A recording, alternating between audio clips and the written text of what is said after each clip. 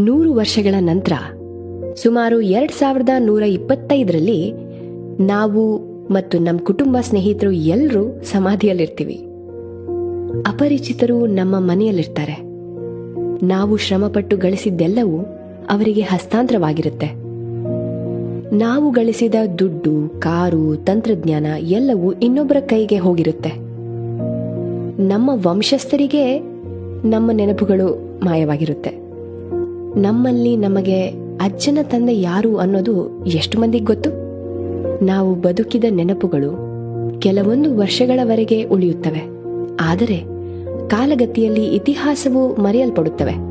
ನಮ್ಮ ಫೋಟೋಗಳು, ಕಾರ್ಯಗಳು ಎಲ್ಲವೂ ಮರೆಯಾಗುವ ಕಸದ ಬುಟ್ಟಿಗೆ ಹೋಗುತ್ತವೆ.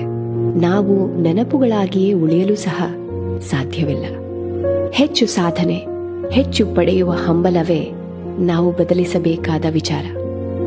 ನಿಜವಾದ ಜೀವನವನ್ನು ಅನುಭವಿಸಲು ನಾವು ಯಾವಾಗಲೂ ಅನೇಕ ಕಡೆಗಳ ಕಡೆ ನೋಡುತ್ತೇವೆ. ಆದರೆ ಇದು ನಮ್ಮ ಪಾಲಿಗೆ ಇಗ್ನರೆನ್ಸ್ ಆರ್ ವೀಕ್ನೆಸ್ ಅಲ್ವೇ? ನಾನು ಬದಲಾಯಿಸಿದೆ. ಹಾರುವ ಸಮಯದ ಜೊತೆಗೆ ನಿಜವಾಗಿಯೂ ಮಹತ್ವಪೂರ್ಣವಾದ ನೆನಪುಗಳನ್ನು ರೂಪಿಸುವಂತೆ ನನ್ನನ್ನು ನಾನು ಬದಲಾಯಿಸಿದೆ. ವರ್ತಮಾನದಲ್ಲಿ ಬದುಕಿದೆ. Let us be happy now here.